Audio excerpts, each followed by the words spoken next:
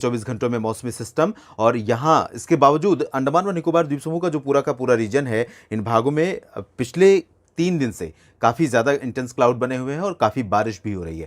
Coastal regions पर समुद्र की जो हलचल है वो बहुत ज़्यादा बढ़ी हुई है और साथ ही साथ तेज़ हवाओं के साथ कुछ इलाकों में बारिश देखने को मिल रही है। अनुमान ये है कि उत्तरी अंडमान व निकोबार द्वीप समूह के क्षेत्रों में अगले 24 घंटों के दौरान जब ये डीप डिप्रेशन की इंटेंसिटी में पहुंच रहा होगा, उस दौरान कई जगहों पर बहुत व्यापक वर्षा रिकॉर्ड की जाएगी। इस बीच इस सिस्टम का जो मेजर इंपैक्ट अगर भारत के अन्य भागों की तरफ हम देखें तो यहाँ साउथ पेनिनसुलर रीजन पर यानी तमिलनाडु, केरल और आंध्र प्रदेश के तमाम हिस्सों में भी नजर आ रहा है। आज की बात मैं कर रहा हूं, आज 20 मार्च की शाम के समय तमिलनाडु और साथ ही साथ कर्नाटक के दक्षिणी आंतरिक इलाकों में, उत्तरी आंतरिक इलाकों में, साथ ही साथ तेलंगाना और आंध्र प्रदेश के ऊपर, इसके अलावा महाराष्ट्र के विदर्भ और मध्य प्रदेश, छत्तीसगढ़, ओडिशा, ये पूरा का पूरा रीजन जहां पर बादल इस समय बने हुए हैं और कई जगहों पर लाइटनिंग और थंडरस्टॉर्म के साथ वर्षा हो रही है, जो अनएक्सपेक्टेड था।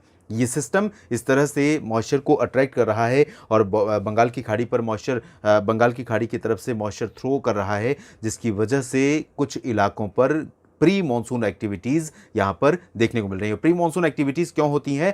आप जानते हैं कि जब भी टेम्परेचर स्पाइक करता है, लगातार बढ़ने लगता है और आसपास से मॉइस्चर आना शुरू हो जाता है, तो यहाँ पर ये वो रीजन है जहाँ पर आप जानते ही हैं कि तापमान पिछले लगभग एक सप्ताह से बहुत तेज़ी से ऊपर जा रहा है, ग्रेजुअली इंक्रीज कर रहा है। पहले गुजरात और महाराष्ट्र के तटों की तरफ था, उसके बाद धीरे धीरे ये तापमान का जो बढ़ोतरी का सिलसिला है वो ओडिशा और छत्तीसगढ़ की तरफ देखने को मिला, मध्य प्रदेश और महाराष्ट्र के विदर्भ में भी देखने को मिला और इन क्षेत्रों में इस समय तापमान सामान्य से बहुत ऊपर बने हुए हैं और यही वो रीजन है जहां पर मॉइस्चर पहुंच रहा है। तो आर्द्र हवाएं पहुंच रही हैं, तापमान पहले से गर्म था, तो ये जो आर्द्र हवाएं हैं उसमें जो मॉइस्चर था वो कंडेंसेशन का प्रोसेस शुरू हुआ और जो प्री मानसून में थंडर क्लाउड्स डेवलप होते हैं वो क्लाउड यहाँ पर डेवलप हुए, तो कुछ इलाकों में वर्षा हो रही है।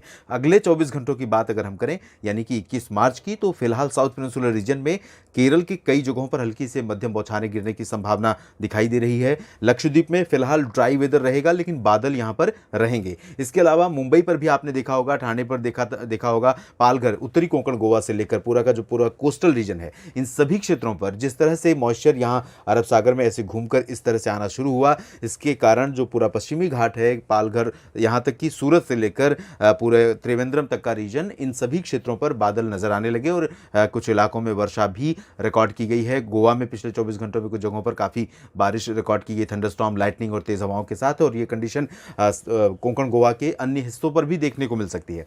फिलहाल दक्षिणी आंतरिक कर्नाटक के कई इलाकों में मंगलुरु से लेकर मैसूरू और हसन के बीच में वर्षा कल भी हो सकती है। बेंगलोर में भी बारिश होने की संभावना है। सेलम, तिरुचिरापल्ली और मदुरई, कोयम्बटूर, पम्बन समेत तमिलनाडु के भी कई अंदरूनी इलाकों में वर्षा की संभावना है। पुदुचेरी और चेन्नई में भी वर्षा होने के संकेत नजर आ रहे हैं। साथ ही साथ रायलसीमा और उत्तरी तटीय आंध्र प्रदेश, तेलंगाना, उत्तरी आंतरिक कर्नाटक में भी आइसोलेटेड प्लेसेस पर लाइट रेन हो सकती है प्री मानसून की, थंडरस्टॉर्म और लाइटनिंग के साथ साथ और हवाएं चलने के साथ, आंधी के साथ। और इसके अलावा सेंट्रल इंडिया की अगर हम बात करें तो ओडिशा, छत्तीसगढ़, मध्य प्रदेश के पूर्वी और पश्चिमी भागों, विदर्भ, मराठवाड़ा, मध्य महाराष्ट्र, कोंकण गोवा, गुजरात और दादरा नगर हवेली, दमन दीव, गोवा, इन सभी भागों पर भी आप देख सकते हैं लाइट कह सकता हूं मैं कि डस्ट स्टॉर्म और थंडरस्टॉर्म की संभावना यहाँ पर बन सकती है। लेकिन यहाँ पर पश्चिमी जो हिस्से होंगे, खासतौर पर गोवा का हिस्सा, इन इलाकों में फिलहाल संभावित नहीं है इस तरह की गतिविधियां, लेकिन कोंकण गोवा में संभावित रहेंगी, दक्षिणी मध्य महाराष्ट्र में संभावित रहेंगी,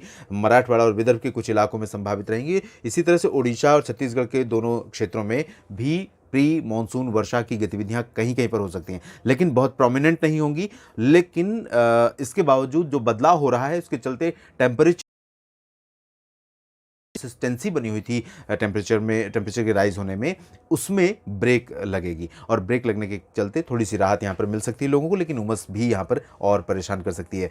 मध्य प्रदेश के सभी क्षेत्रों में यही कंडीशन रहने की संभावना है। अगर हम पूर्वी और पूर्वोत्तर भारत की तरफ चलें तो यहाँ बिहार, झारखंड, पश्चिम बंगाल के सभी क्षेत्रों में, मैदानी और हिमालयी सभी जगहों पर ड्राई वेदर रहेगा, लेकिन अनुमान यह है कि 22-23 मार्च के बाद यहाँ पर कुछ इलाकों में वर्षा हो सकती है, जब ये साइक्लोनिक स्टॉर्म और करीब पहुँच जाएगा पूर्वोत्तर भारत के और साथ ही साथ म्यांमार के तटों के पास जब लैंडफॉल करने का समय रहेगा उस दौरान ये थोड़ा सा मॉइस्चर ज़रूर पुश करेगा पूर्वोत्तर और पूर्वी भारत की तरफ। तो यहाँ पर कुछ इलाके ऐसे हो सकते हैं इंक्लूडिंग कोलकाता, रांची, जमशेदपुर, पटना और उप हिमालय पश्चिम बंगाल में सिलीगुड़ी, जलपाईगुड़ी, दार्जिलिंग, सिक्किम, इन सभी भागों में कुछ स्थानों पर वर्षा हो सकती है। फिलहाल सिक्किम में अगले 24 घंटों के दौरान कुछ हिस्से ऐसे हो सकते हैं जहाँ पर वर्षा हो सकती है। अरुणाचल प्रदेश में कई जगहों पर बारिश होने की संभावना है, इंटेंसिटी लाइट टू मॉडरेट रहेगी। और मेघालय, असम, नागालैंड, मणिपुर, मिजोरम, त्रिपुरा, इन सभी क्षेत्रों में 21 मार्च को ड्राई वेदर रहेगा। 22 को यहाँ पर ज़रूर वर्षा होने के संकेत नज़र आ रहे हैं। पूर्वोत्तर भारत के बाद हम चलते हैं उत्तर भारत की तरफ। यहाँ पर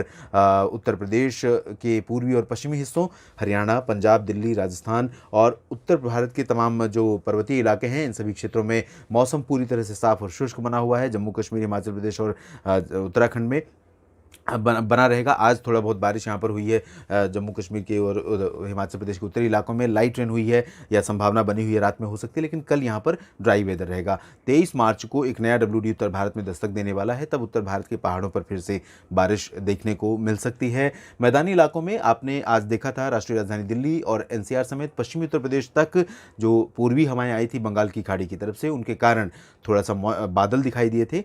इसी वजह से धूप का असर कम हुआ था और टेम्परेचर कम बढ़े थे।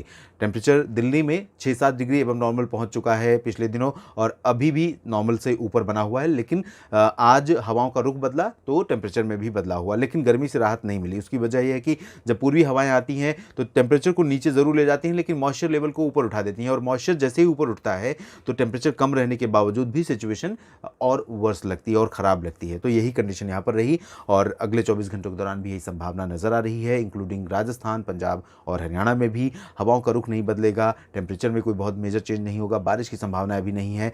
लेकिन जो मॉइस्चर आ रहा है, याद रखिएगा, ये मॉइस्चर ही ट्रिगर पॉइंट होता है, ट्रिगर कॉज होता है प्री मॉनसून एक्टिविटीज़ के, यानी धूल भरी आंधी, लाइटनिंग और थंडरस्टॉर्म के लिए। तो अचानक जब यहाँ पर गर्मी ज़्यादा रहेगी, मॉइस्चर जो आ रहा है उसकी वजह से कहीं पर भी यहाँ आइसोलेटेड प्लेसेस पर क्लाउड्स थंडर वाले डेवलप हो सकते हैं जो आंधी ले आ सकते हैं, लाइटनिंग और थंडरस्टॉर्म के साथ बूंदाबांदी या हल्की वर्षा भी कहीं पर भी ले सकते हैं। वो पंजाब का रीजन हो सकता है, यूपी का हो सकता है, दिल्ली, हरियाणा या राजस्थान कहीं का भी रीजन हो सकता है। इस बुलेटिन में फिलहाल इतना ही। धन्यवाद।